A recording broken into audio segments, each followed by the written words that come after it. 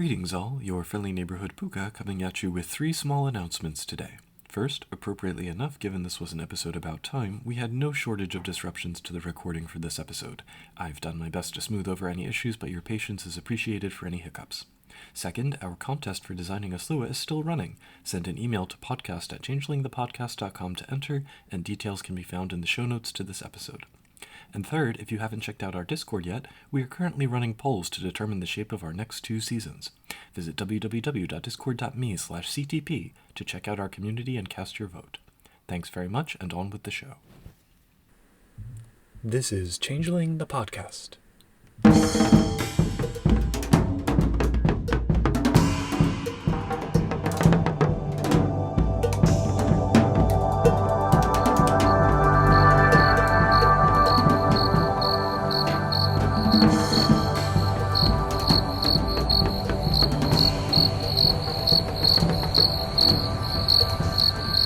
Welcome to Changeling the Podcast. Come for the glamour, stay for the vibes. I'm your host Josh, and with us is your other host Puka. Say hi, Puka.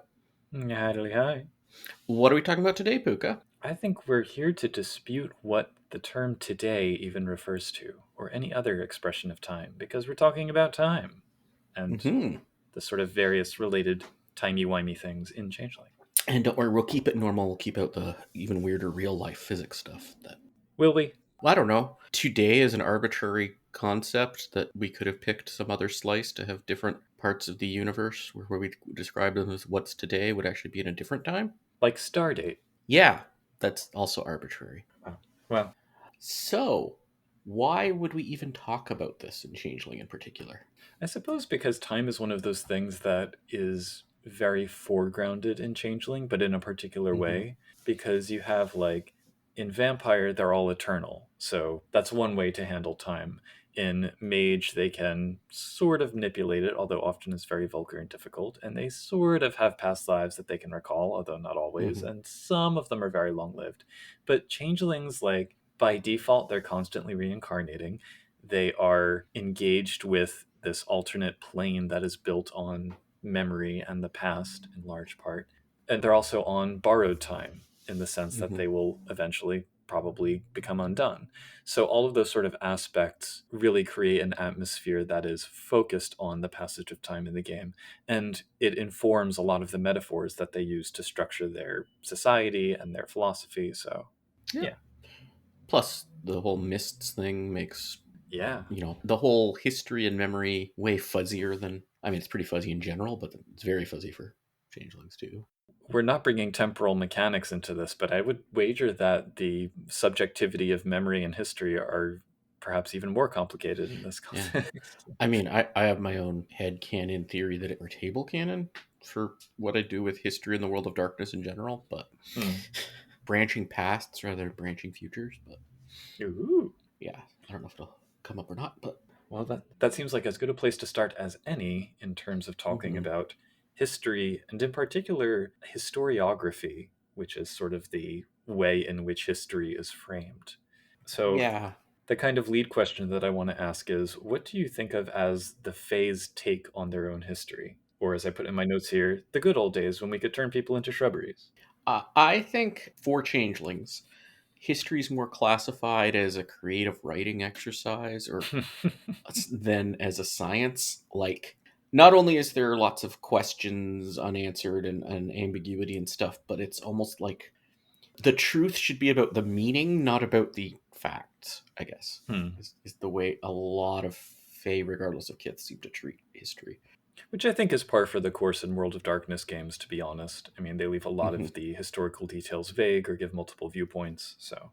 Yeah, but the Fae in general, Changelings in general seem more okay with that. They're yeah. It's oh yeah, that red caps are... Where did vampires come from? Those are red caps. And it's no one... I don't think anyone actually really takes it seriously, but it's a fun story for them. They're more comfortable with their own uncertainty, maybe. Yeah. It's an interesting parallel to real-world historiography in the sense that a lot of people kind of treat history as this objective thing, the single objective truth, but it gets murkier the further back you go.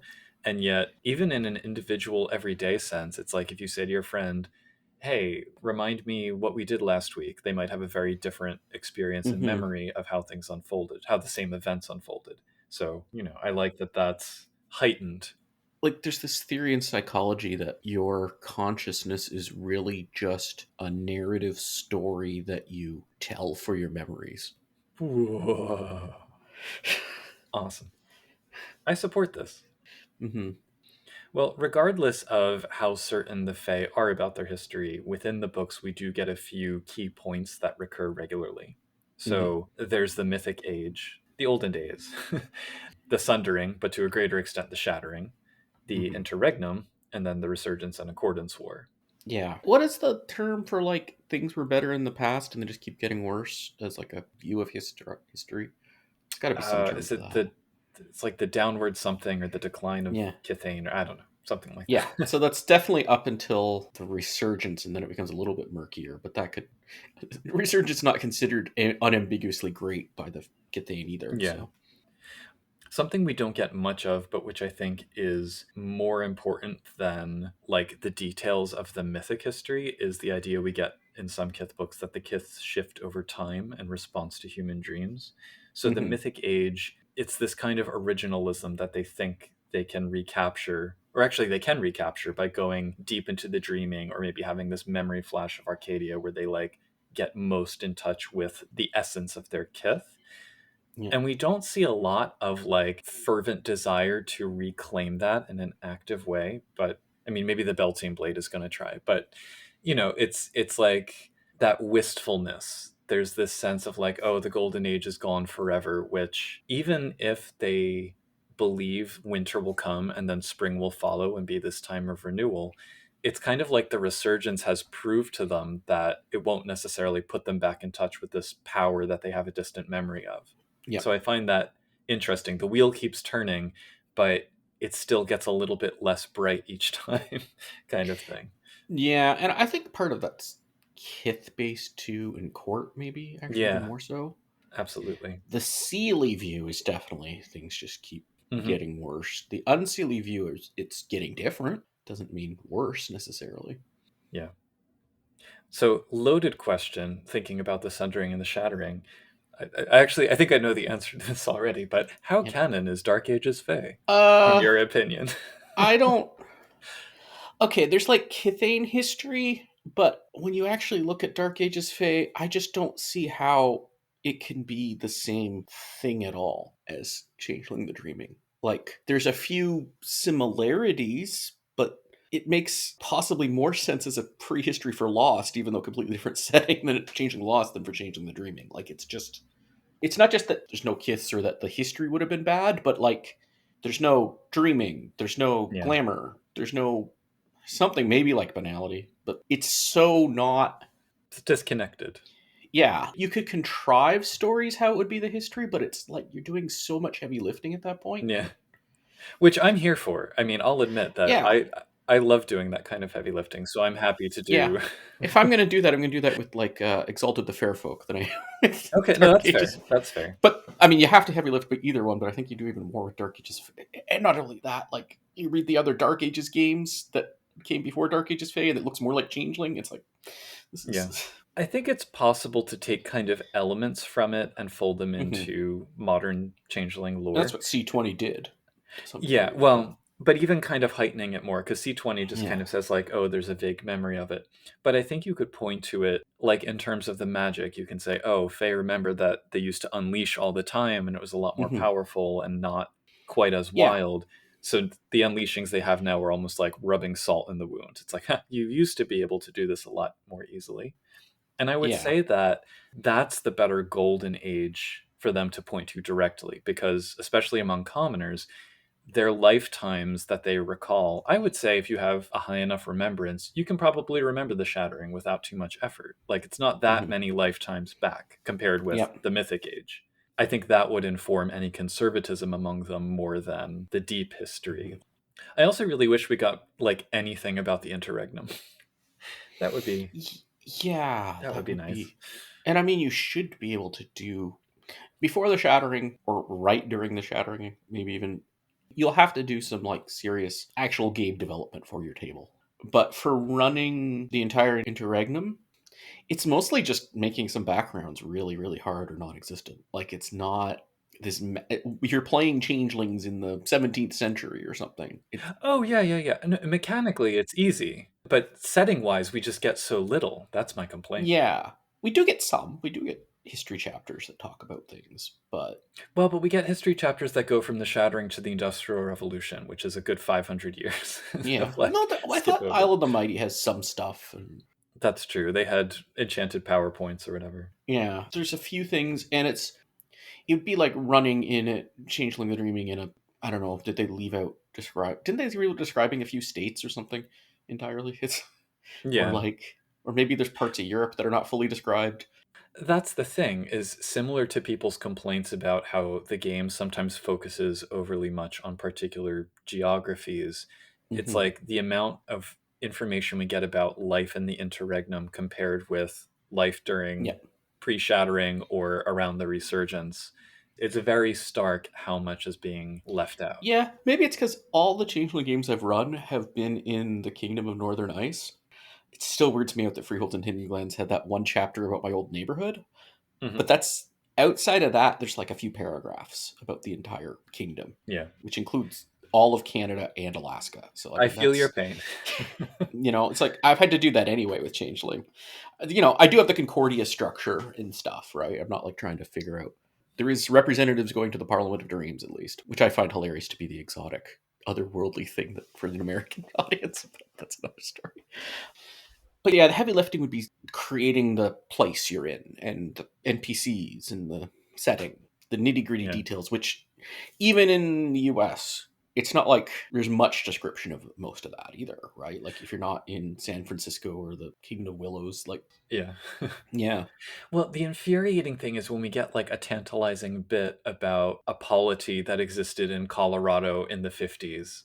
And it's like, yeah, wait, what was that? Before the kingdom structure of Concordia was established, it's like, how many different commoner based little states were around and what were they hmm. like and how were they run? And we just have no data. Actually, there is a bigger problem with that actually in C20. Most of the description we had of the interregnum was from first and second edition. Right. Yeah. In C20 has so many more autumn she, Yeah. like to the point where it just can't be quite the same setting. There's just too many, because like before this, basically all the she that were remaining were Skaha, and they didn't have the title background. Like it was and like hardly anyone knew about them, and they were elusive. Maybe they're still she. That'd be easy to come up with that setting, but like if you're gonna bring in a whole bunch of autumn she as still an option, I don't know what that means for the politics.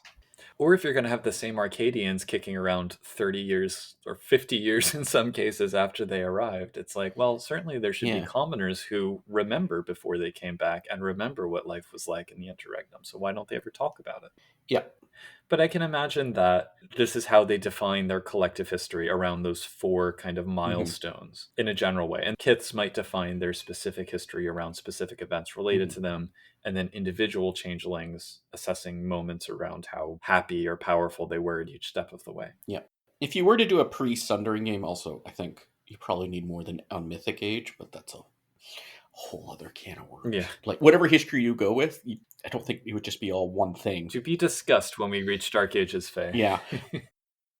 So, with all of this in mind, like the relationship that changelings have with their chimerical history, how do you think this might be at variance with their take on human history? Because from Hmm. my perspective, I think it's still probably made up of watershed moments, but just different ones, and some of them further back than most mortals would have a relationship to. Like they might remember the Black Death in some kind of immediate way, Hmm. but probably the resurgence is the thing that directly impacts all of their daily lives in a way that the moon landing didn't for most humans. Like the moon Hmm. landing is like, wow, that's amazing for probably about a month, and then people moved on. Infamously, Yeah. the Apollo missions after the fact, they're like, yeah, why bother? We already went to the moon. We got there. We're done. It did go for like 10 years, but yeah, it was Yeah, but still. there was the Yeah. risk of it being canceled. There was the people Yeah. were over it. I wouldn't say it was a month it went back to before, but it 6 definitely months. did decline over time.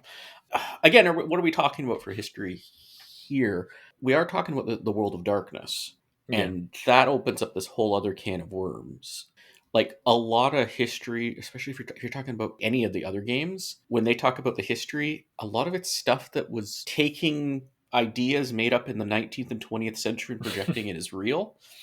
So Yeah. that changes a lot of things. Plus, you just have all this mythic stuff. Like, there's a modern idea of what it was like around the time of Plato, Aristotle, Alexander, that period of like the Hellenistic, like around Athens and Hellenistic world, right? Vampire has its own thing going on. And Oh, doesn't it just? Yeah. yeah, like, how do you fit the flood? It like, this is, yeah. Well, so I think about something like the Renaissance, which is very thinly described in Changeling. And when I think Hmm. about it, on the one hand, it's like, okay, yeah, there was this flowering of ideas that surely they must have enjoyed, but at the same time, it wasn't that long after the shattering, and they must have still been reeling from it to an Yep. extent. And it's part of this period that is for them defined by their severance from the dreaming. So does that mean they Hmm. look at the Renaissance and think like, yeah, it was okay, I guess? But Like, that's a whole other thing too. That like, if you read World of Darkness books in general about when they're describing history from that yeah, period and earlier, and the Dark Ages book and Sorcerer's Crusade, Mage Sorcerer's Crusade, their view of history is very different from real world history too. Like, I don't think calling it Dark Ages in the 13th century makes any sense, but that's what they did, right? And they have this very grim, dark view of things that, like, before the Black Death, that I don't know if that's quite accurate. And then the Renaissance is when, leading up through the Enlightenment and whatnot, it's when you had most of the people like burned for heresy and things like that. although not nearly as many of them were burned as pop history books would have us believe. So there's No, also, or killed. yeah, It's not like you suddenly had this free thinking burst of you can do whatever you want in the Renaissance. It's more like there were these different views and they kept shifting around. And if you had picked the wrong one and a new one comes in, you're in trouble. right. But to your point about those sort of ideas established in the 19th century or whatever, that applies Yeah. to this case as well. Like the whole concept of the Dark Ages was after the Renaissance, looking back, that's how they defined it. And during the Hmm. Dark Ages, I mean, there were several moments that were just as flourishing of knowledge as, in different parts of the world. Oh, yeah. Middle Ages, like, especially like if you're talking about, yeah, Yeah, the 6th century and 12th century were not the same at all. But right. I do like, though, the trope of a changeling arriving at like a historical exhibit or something and being able to say, actually didn't quite happen that way, kind of pointing again to mhm, that subjectivity, because that variance between what they remember and what humanity records is like, mhm. and I think it's more interesting to me than like a vampire remembering. I don't know why. Yeah. It feels I mean, closer. they'll also have flawed memories too, but Yeah, sure. not the mist's flawed, but it's still like, I don't get the impression if you can remember with, you don't have photographic memory of 1,000 years ago. Yeah. Oh, speaking of 1,000 years ago, I have in my notes something about ancient pacts and oaths, and Mm. a note that I wanted to talk about gargoyles because 1,000 years ago, superstition and the sword ruled. It was a time. Hmm. Anyway, Oh, it's 1,025 years ago now. but I like that. I like the gargoyles' take on it because when it comes to things like triggers to end spells and oaths and stuff, they have Hmm. things like until the castle rises above the clouds, that phraseology, which at the time would be understood as forever, except that it's somewhat trivial to overcome this with magic. Now it would be understood as this makes no sense unless we discover a tricksy interpretation to work around it.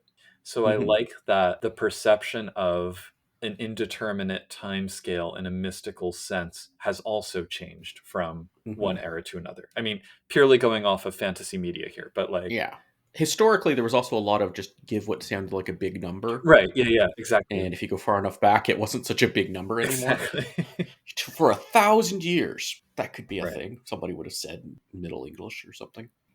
I suppose also, if the dreaming is kind of the collective historical unconsciousness of Earth, then it Hmm. also becomes kind of like a dead letter office for memory Hmm. in a way where time ceases to have meaning. And we'll get to that later. But so if you swear on the dreaming, it's almost always going to be more powerful than trying to define rules and conditions for a spell in ordinary time because you're playing to different rules from the start. Rules that don't Hmm. involve a statute of limitations as well. And I've heard people like saying, "Oh, it should all just be worn away to banality by this point." Like, some things maybe. It's like telling things on the internet. You can still find a lot of things from the 1990s, but you can't trust that all of it will be there. And the same with oaths, I think. Yeah.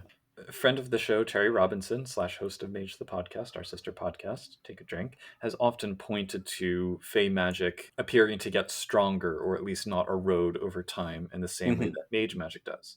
And I think that's partially true in the sense that I don't think chimerical constructs in the autumn world have any more staying power than a paradoxical No, thing eroded by unbelief. But when it comes to things like oaths or blessings and curses and Gesa dreaming constructs, it does seem to be the case. So, in light of the fact that we just dropped our metaphysics episode, do you think there's any particular reason for why that should be? I think it is because those are rooted in the dreaming, not in the autumn. That's kind of what Like, I think too. Yeah. yeah. Primarily, at least. You can have a treasure. It depends on where you left the treasure, Yeah. right? And it's not like I mean, we talk about the autumn world and changing the dreaming, and it's like heading towards winter, but it's not like banality is literally all encompassing everywhere by any stretch, or ever was.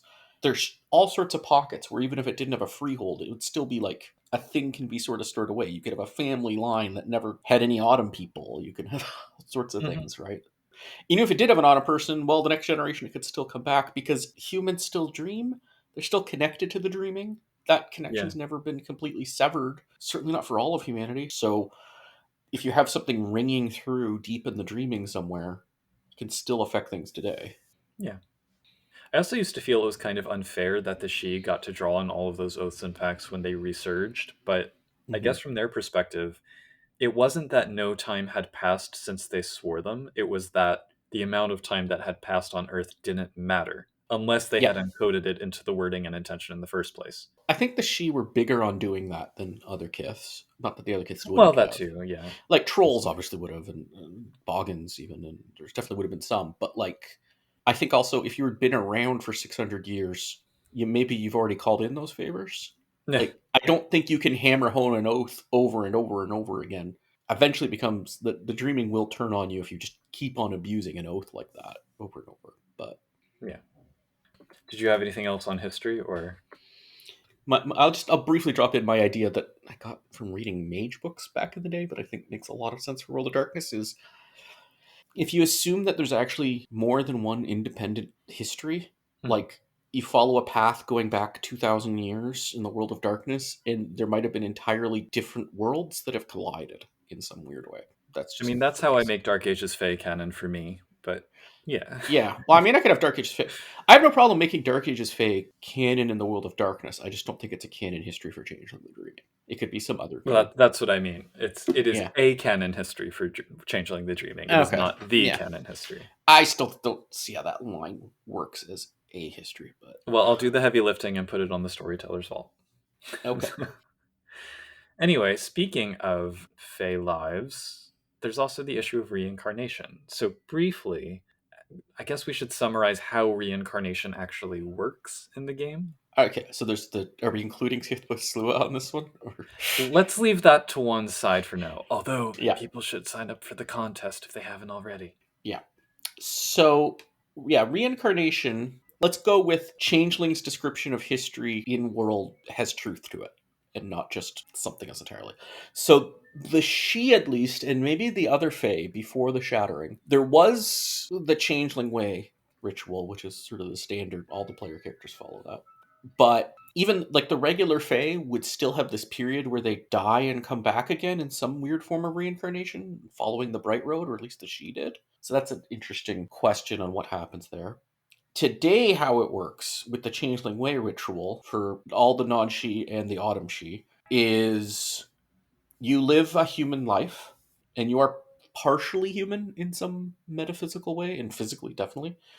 At some point, hopefully, you go through your chrysalis, you live some amount of life as a changeling, and then you either die knowing you're a changeling or you go through the forgetting, which might be called undone in C20, even though undone meant something. Anyway, something happens to you, assuming you don't get killed with cold iron or something that nasty. You either then forget who you are or you just die. And then at some point, unclear if it's immediate or could be years or decades after, you're reborn into a new human body, not knowing who you are, and then eventually, hopefully, go through your chrysalis. You just do that over and over again. And by default, you have very vague memories of what this is. But if you take the remembrance background, you're indicating that your character has stronger, although certainly nowhere close to perfect memories of what happened. Does that sound? I think that's pretty much sums it up. That's, yeah. In terms of actionability from a player perspective, the thing that I know we've talked about before that I like to come back to is the Dax metaphor, drawing on Mm-hmm. where you're born as a human and you have the human personalities and experiences and a consciousness that is maybe dreamer like but still human. And when you awaken to the changeling soul inside of you, it's that trigger for true self understanding, much the same way as a trill feels when a symbiont gets put into their belly, and it's the vessel for memories of the past lives and the lens of chimerical awareness. So you're still yourself, but you're influenced by and strengthened by those pasts. It also makes me think about undoing, and in Deep Space Nine, when there's a Trill who becomes unjoined with their Mm-hmm. symbiont, the vessel of all their past lives, they get this like depression and lose the will to live. So I can imagine some kind of parallel there. Yeah, the difference is the Trill remembers that they had a symbiont. True. Yeah, yeah, In a yeah. way, it's even worse for changelings. They don't know what they're missing; they just definitely miss it. But Well, in theory, depending on how Undoing is run and the kind of banality and glamour, you might have a baseline mortal who's no longer actively Fey, but gets these hazy flashes of dreamlike memory from that mm-hmm. time. So, And this is one of those addition issues on what undoing means. But yeah. I think that is what C20 undoing means. So, So, speaking of Undoing and different lives, how do we feel about the way Remembrance models those past lives for changelings? so I'm trying to remember how it works mechanically in C20 because it's one of those. I imagine it's one of those things that. It's better rules as written than Major Werewolf. Well, I also have the problem. I keep thinking of like, was this a LARP rule that I'm remembering? Is this a? So the way that it works in C20 is that whenever you encounter something of the dreaming, left non-specified, Mhm. you can roll intelligence plus remembrance in order to find details about it with the difficulty set by the storyteller. Hmm. You can also use remembrance to replace an ability a number of times per story equal to your remembrance rating. So it's like, oh Oh, yeah, in a distant life I did have melee. I'm going to use that. yeah, that's really handy. Actually, that's way more useful than the. Yeah. It's so Mage and Werewolf with past lives also allows that, but only once per story and at difficulty 8. Mhm. So, Yep. I find it also handy just for the like it's useful as a storyteller to like bring in plot hooks and stuff. And it's like, oh, you remember this, and it's like, ooh, mhm, what does that mean? That's the most time I've seen used actually. Was yeah. It also, to me, I like it because it speaks more to what I see as kind of the direct known experience that changelings have of their own past. They're not mhm. calling up ancestors or trying to project back in time. These are memories that are with them now, Yeah. And it's narratively inconsistent, but I like that the dreaming decides how much you have access to those memories at any given time. Hmm. I also like to have. You might get the impression from reading it, though I don't think it says for certain either way. Mhm. It says normally wipes a changeling's mind clean. I don't quite like that either. I like having fuzzy, non-mechanical Yeah. something sometimes, but not like a certainly not for subbing in an ability or whatever. But a storyteller can still be like, okay, you remember this vague thing? This person gives you a weird feeling. This smell invokes something. Just as an aside, one of my favorite things is when you get like the domino effect of remembering dreams. Like you Hmm. remember a dream and then it causes you to remember a very similar or connected dream from like months Hmm. ago that you had forgotten. Things like that I think are great. This also makes me wonder. Like, I think we brought this up before, but it's like, should you use the mists for like mortals remembering their dreams? But that's up there. Eh. Well, with remembrance too, is there more that we could do with it as a trait? And I say this Yeah. as a shameless self promotion connection because in the Storyteller's Vault Supplement Book of Days, there are many options. Wasn't at one point there a separate past lives merit and then a remembrance background? Is that in second edition? Anyway, Well, in first edition, it was Grimaire was the yeah. background, Maybe and it's there was somewhere where you had a separate background for past lives, a separate merit for past lives, and a background for remembrance. It was like very strange, but anyway, yeah, I'm just in favor of backgrounds other than resources having a wide variety of all-purpose use. yeah. Well, I mean, title doesn't in your game. Ew. Retinue? Dreamers, you can use it to crash on their couch. But... Well, I think my favorite thing that I did with Remembrance was saying that if you had it, you could use it in conjunction with the Dreamcraft cantrip to kind of do hypnotic self regression, which I thought was kind of fun. Maybe you could tie that into Kronos somehow. Well, we'll get to that momentarily. I just have one last question on the subject of Yeah. reincarnation, which is do past lives come up often in your games? And if so, how do you Yes. handle them? I usually handle them by okay, so like the last game I ran, it was a driving revenge from actually the shattering, and then but also from an event that happened around the Accordance War was driving him for revenge. But I've definitely had it come up a lot, both in terms of people taking up previous things they had in a previous life. I mean, for she, it comes up a lot. That's how they you kind of need the past lives to have it relevant for a lot of stuff for Yeah. the she. But even other characters, like you could even have like in a LARP, two characters who just meet suddenly realize they were lovers in a previous life or something. Like, Which can get really awkward. yeah, you talk to the players first. Generally good advice. I Yeah. wouldn't say every PC always has used it, but I think every Chronicle I played in or run, at least one PC, it's become significant for them. Yeah. I think I've hardly ever had it come up, maybe like once or twice. And I'd like to do more with them because I think they do offer a lot of possibilities. Mm-hmm. As much as I feel like Changeling the game looks backwards, Mm-hmm. players and storytellers very rarely do, at least in my Oh. experience. But yeah.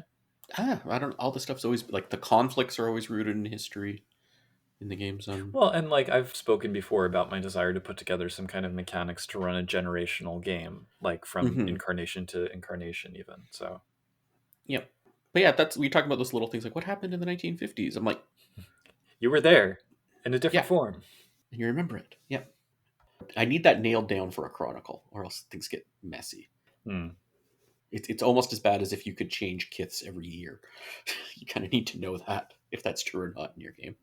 Interesting. You should bring up the cyclicality of the year, Mm-hmm. since that is the next thing on my notes list.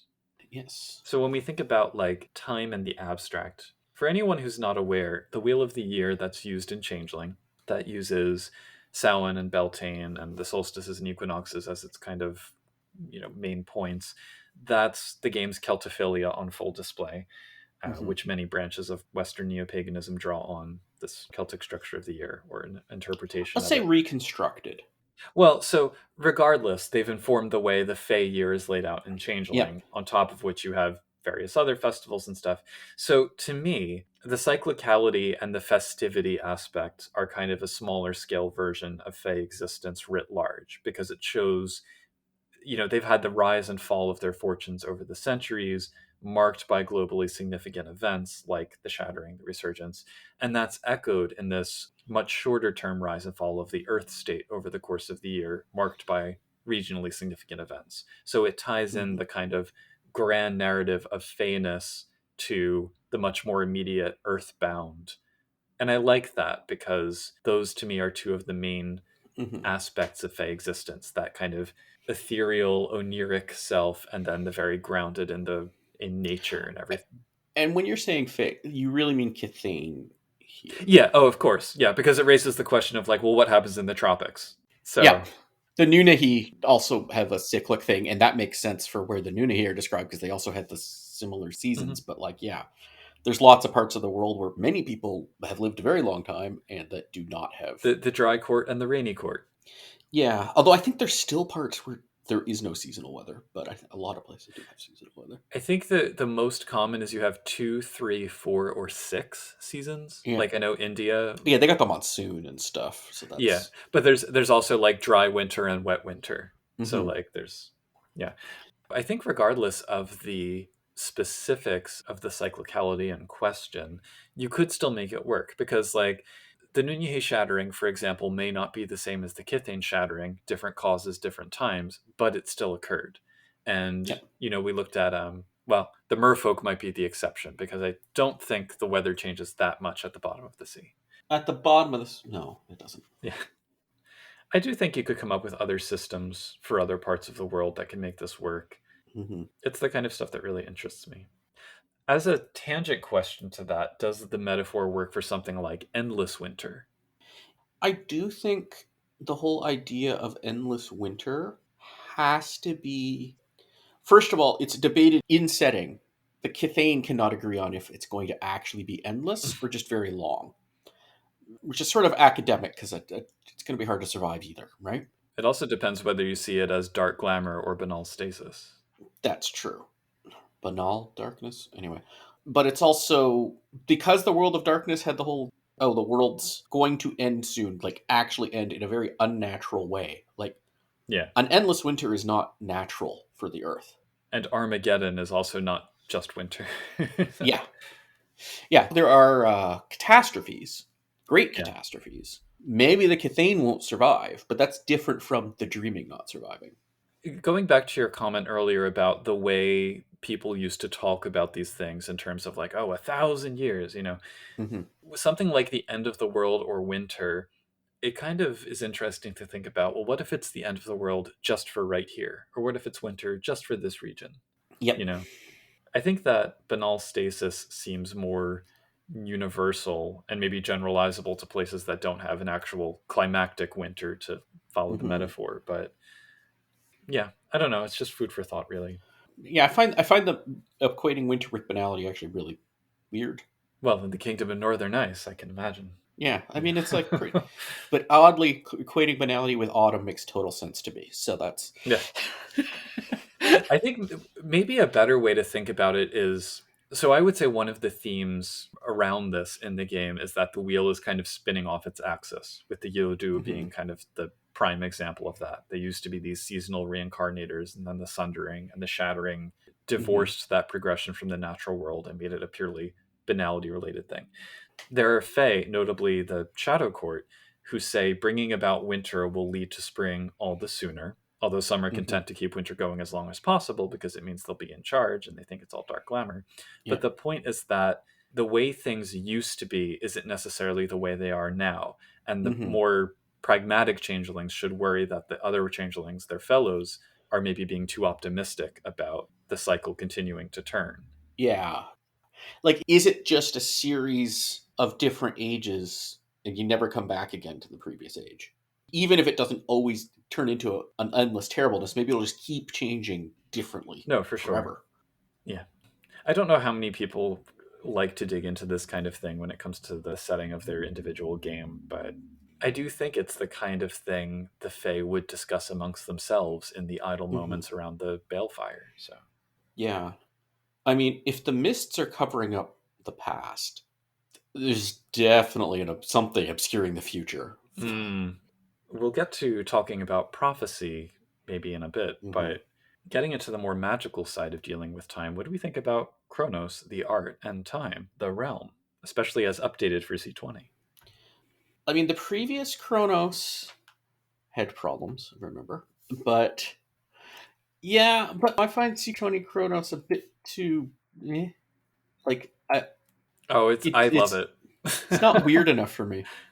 Okay, I'm interesting. I think it's plenty weird and it's completely goofy, and I adore it. But yeah, Okay, Chronos 4 is cool, but I guess maybe because earlier Chronos First Edition, owed more to things like Temporis and the Time Sphere as its points of reference, whereas C20 just mhm. kind of does what it wants. So it is one of the art updates that I truly, truly adore, and the Time Realm too. I mean, the Time Realm, like the time realm didn't even exist in first edition, so that's why Cronus Yeah. was created.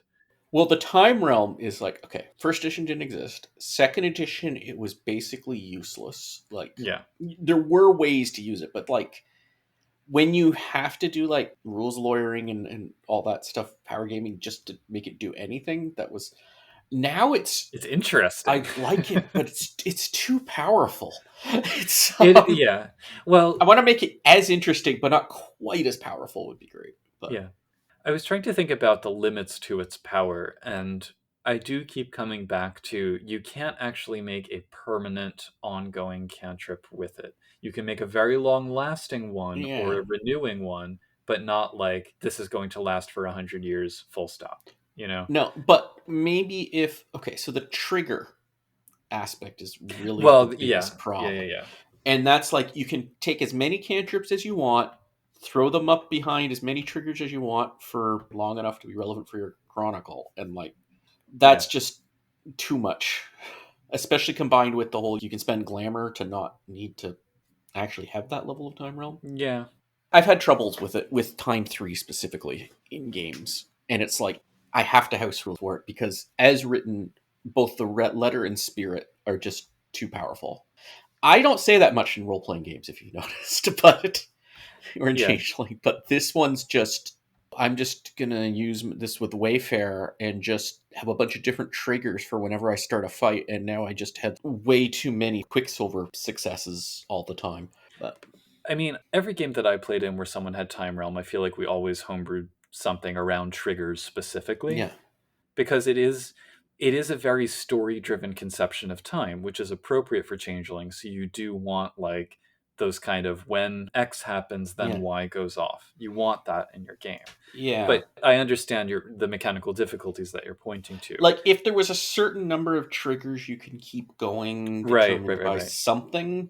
Cap it at like intelligence or something. Yeah, it does make Dragon's Ire actually have a point though.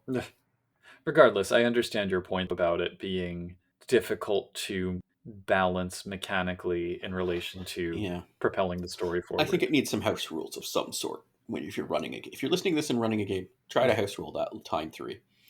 Maybe that'll be our next contest. Yeah, Relatedly, how do you handle time in the dreaming? I have them go into the dreaming, and I don't decide how long it's going to take out of the dreaming until they come out of it. I tend to just go with a whim based on what I think would be fun. It's like, oh, you came out and it's only been an hour, even though you're across the country. Or, you've been gone for a year. You're fired from your job. Make sure the players know that that kind of thing can happen, but I could have that do that very easily. Once again, there's guidance around this in Chapter 3 of the Homebrew Supplement Book of Day. Mm-hmm. How about you? Besides just Book of Days, tell you to. Well, yeah, I mean, similarly, I kind of just hand wave it and decide as long as I keep an eye on things Yeah. like causality. I want to talk for a minute about one of my favorite time related things. Mm-hmm. So, in ancient Greek, you had two different words for time in the abstract.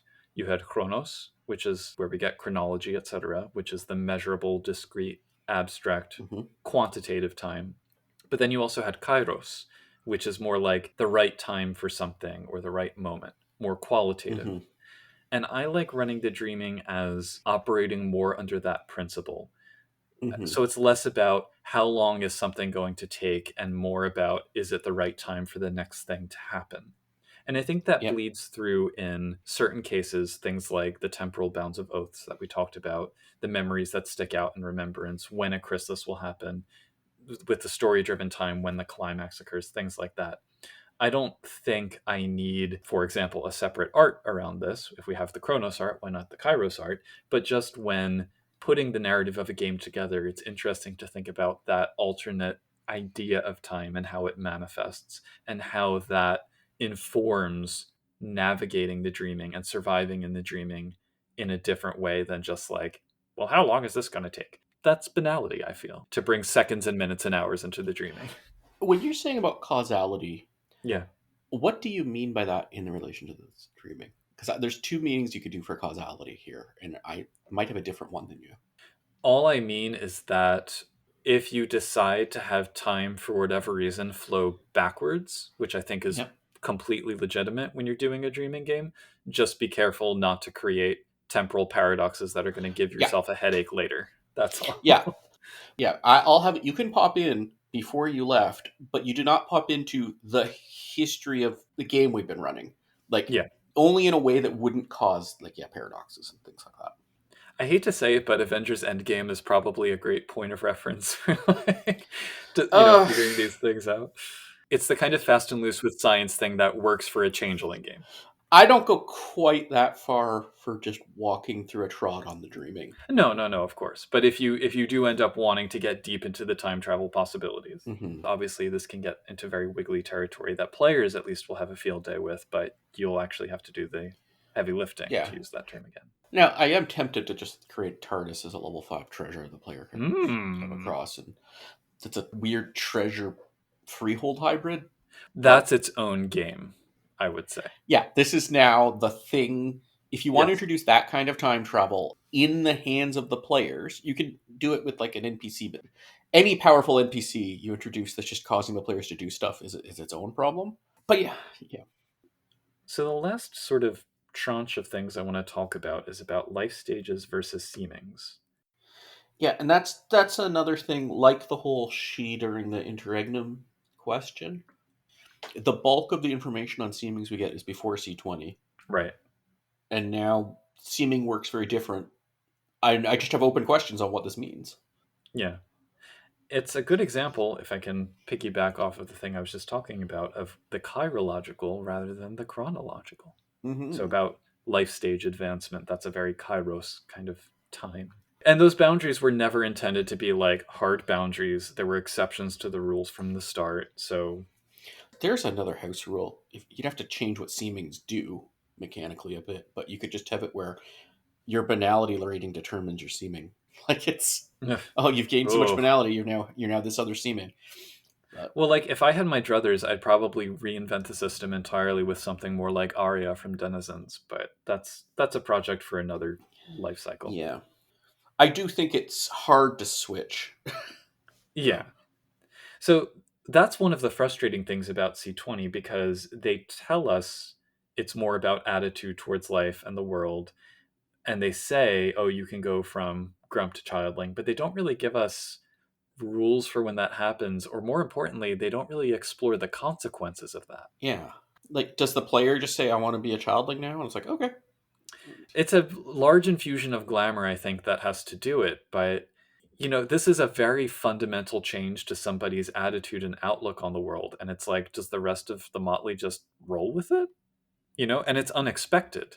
Like, at least with the pegging seemings to a linear progression of ages, you kind of know which direction people are headed and what to Hmm. expect and how to prepare. So, you know, this is getting into my note item. What are the pros and cons for doing one way over the others?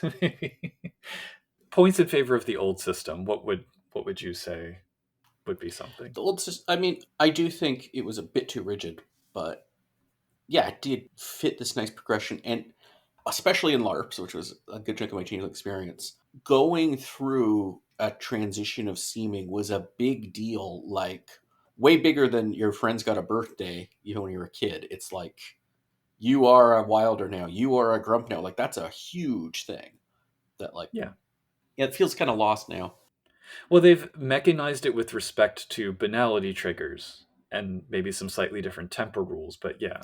Oh yeah, and how did Gilly do work in C20 now? In the core book or in the homebrew supplement Kiss Book You'll Do Well, now in the core book, available? it doesn't make any sense with what we said because it implies Yeah. you can't go back. Yeah, no, I mean, it's open questions. So for me, the old system, one thing that I appreciated as a queer person in the late 90s and early aughts is that it models the intergenerational transfer of knowledge in a way that I felt largely Hmm. cheated of. Mm. And I appreciate that because I like looking at changeling as a queer metaphor. From a much simpler point of view, it also creates, I think, another axis of splat that's stable enough to Hmm. explore dynamics on. Because I don't think in the C20 system you can really kind of make overt commentary about red cap childling culture or satyr grump culture.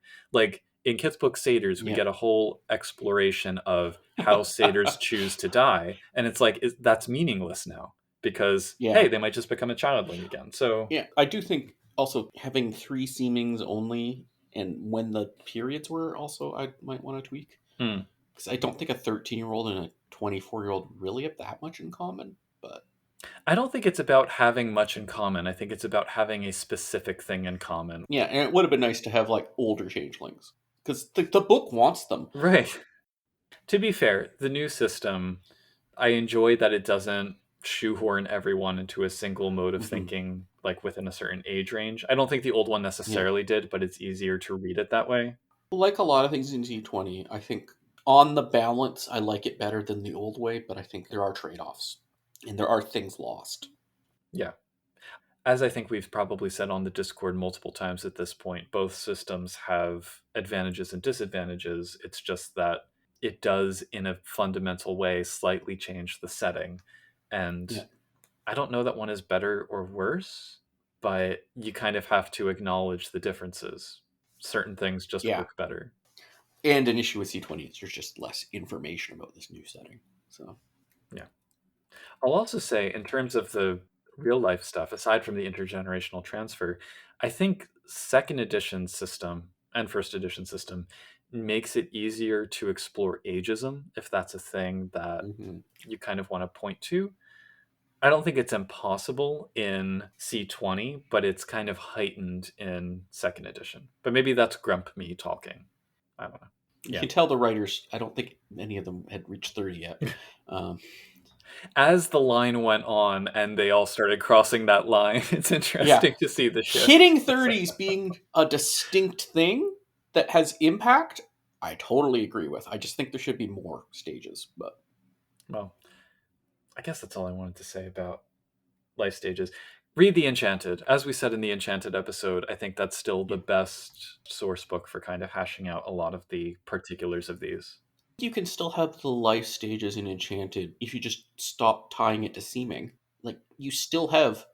I know you could have whatever seeming, but like, it's the fact that you're 5, 15, and 35 and 65 are all going to mean something Yeah. beyond just. And Yeah. I disagree with people who say that it shouldn't, because that totally throws out the fact that changeling, half of it is about your humanity. So, Yeah, it could mean something weird. Like, your 5-year-old changeling might be precocious, but you're still 5, right? Like, yeah. We do have some questions from the Peanut Gallery. yes. So, And by the peanut gallery, I mean Terry Robinson. no, there are some others. There are other Oh, there folks were others? chimed in. Yeah. Oh, okay. So Elris asks, back in second edition, Kronos was almost an exclusively she art. C20 relaxed this restriction, but even then it's mentioned that many she still regard it as their art. Time is the affinity realm of the Arcadians. Is it ever explained why the she gravitated towards Kronos and why it is theirs? I know the she brought the art with them during the resurgence, but that implies they were its prime practitioners beforehand as well. I'd like to refer you to Book of Days, now available on the Storyteller. No, Yeah. Does it explain why? I mean, Noble's the Shining That's one with She Time, right? yeah, so Noble's The Shining Host really, I think, explores this more than anywhere else. And my take on it is that the She are the kith with the slipperiest relationship to time. I think for kind of two primary reasons. One is it's Tolkien's fault, because the Tolkien elves deeply informed the creation of the She, and nostalgia is Mm-hmm. very much a part of their identity, as much as nobility. But then mythologically, I think of like Under the Hills where the she lived, a lot of the Yeah. folklore deals with how time passes differently. So it is sound as an aspect of their characters. Mm-hmm. And I like, with Kronos in particular, I accept that commoners now have access to it, but I don't really retcon it so that, oh, it's always been like that. And I like having the she are going to raise an eyebrow if they see you using Kronos. Yeah. I kind of put it like Sovereign, Mhm. and then like Kronos and Naming are like a pseudo she-ish. And like in Concordia, you're not going to be like executed because you learned a secret, whatever. But it's not illegal, but it's. But a vigilante she may take issue, which is a Yes. story hook. Or they might just be grumpy at you for having it. Well, right, like if you're playing a commoner who has Kronos, that to me is sufficient justification to take like the enemy flaw, because there's a she who Yeah. absolutely thinks that's awful and wants to stop you.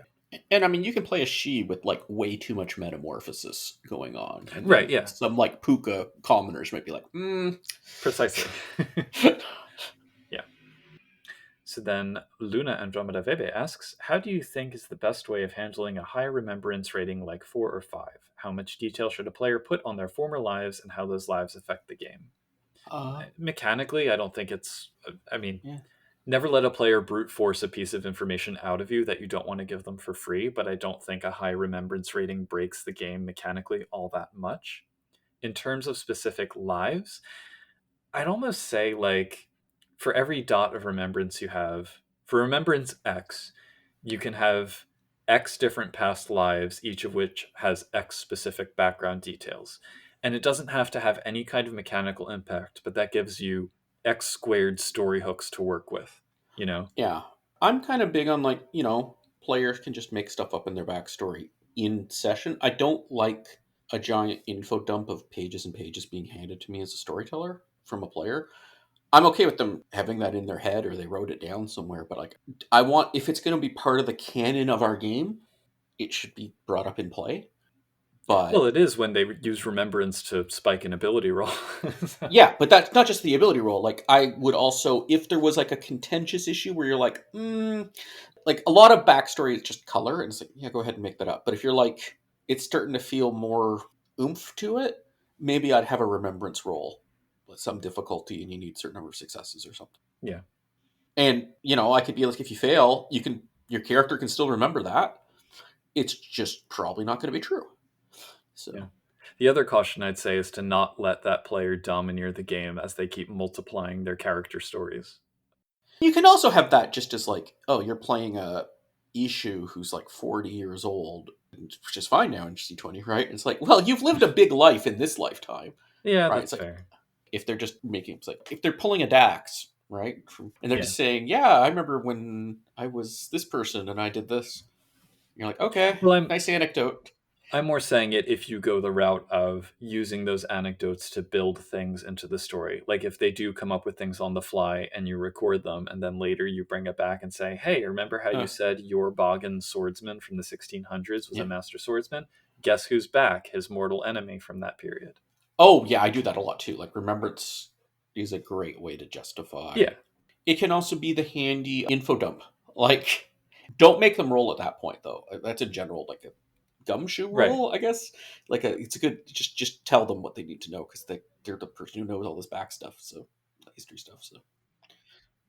So then Chig asks, how do you recommend playing a high remembrance kid, somebody whose current incarnation is 11 years old, but who remembers being an ancient warrior or poet or lover? Same as above, really, just with all Yeah, the inherent caveats about playing children in the game. there are so many fictional examples, though, of genius children and Yeah. children with previous lives, even, and all that. If you want to do that, presumably you have an idea of how to do it. I'd say to emphasize the feeling of discontinuity, even frustration at like, oh, I'm back in a kid's body again. And also the Oh, yeah. uncanniness of having one of those. Yeah. Like, Actually, a good inspiration on that just popped in my head is Umbrella Academy. As a And even with Remembrance 5, as we were saying before, a changeling's past lives should never fully supplant their core current identity. And that's the final determiner of how mature a character should be, regardless of where Yeah. you set that maturity bar at your I mean, you table. could almost have a flaw where it does start to do that, but that's a separate. It's no longer quite under the player's control. Perhaps. There. So then we have a few questions from Terry. Yeah. How do we include prophecy in game? I've managed to have a prophecy work out precisely once in a game where people still talk about, but they don't talk about the 30 times it failed. Well, that sounds like winning at STing to me. Yeah. They don't talk about the failed ones. Hey, you're fine then. Yeah. I mean, one thing I do with prophecy is it's like a goal for your chronicle now. As a storyteller, it's like if I have a prophecy, and especially in Changeling, where there's all this like weird coincidence dreaming stuff that happens, but you don't even need it to be strictly dreaming things. It's like there's dawn, there's fate. Like as a storyteller, there are so many coincidences that are in your control. As long as it's not too detailed, like your prophecy isn't like on Tuesday at 5 p.m. you will be. Yes, as long as it's vague enough, you can totally make that happen. I think. Or have your words have multiple meanings so that there's multiple interpretations that allow the prophecy to be true in a number of different ways. Yep, but you don't have to go like super vague that like newspaper horoscope. Like you can, Yeah. you can have something where you're like, oh, that actually did happen. You could also just have them be avertible in your setting. Yeah. Like have the goal not be to have the prophecy come to pass, but to prevent it.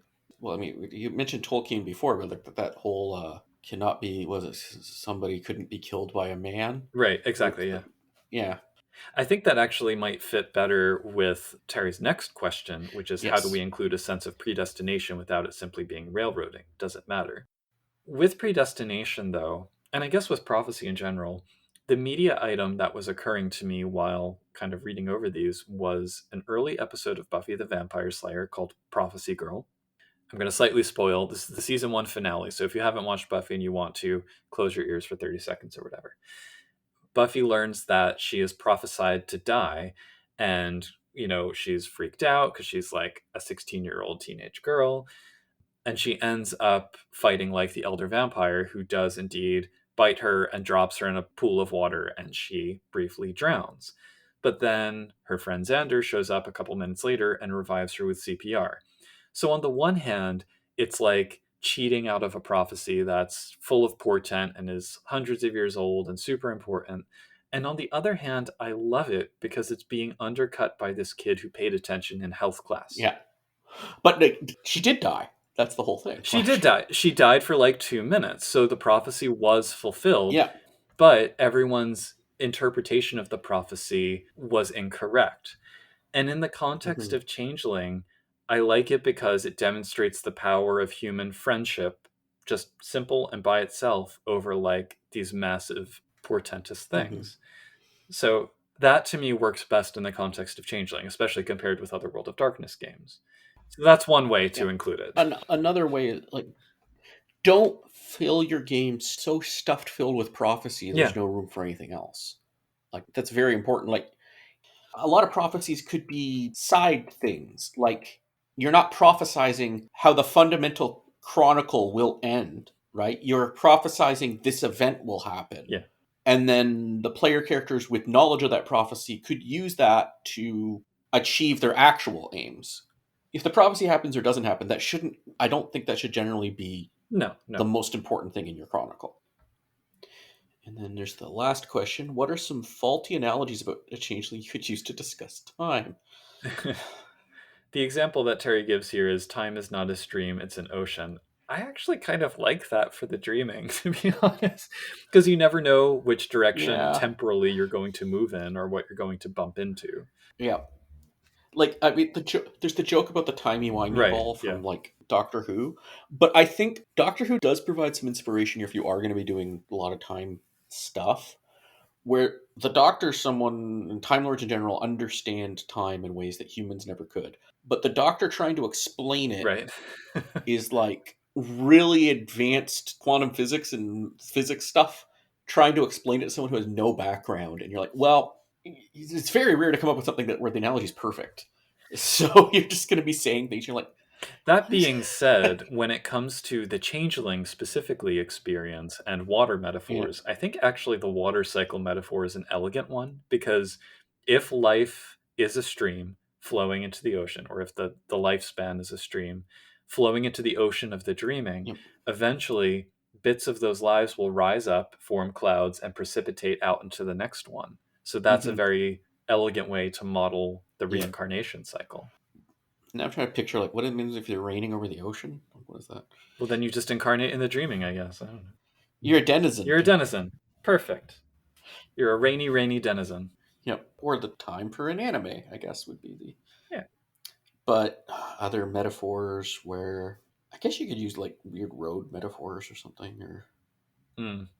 In any case, there are more directions than forward and back in terms of time. Time is like that poorly taught physics class you had where it just doesn't make any sense. And time is a Tom Waits song. Yeah. Anyway, have we run out of time to talk about time? I think we have. So, take us out.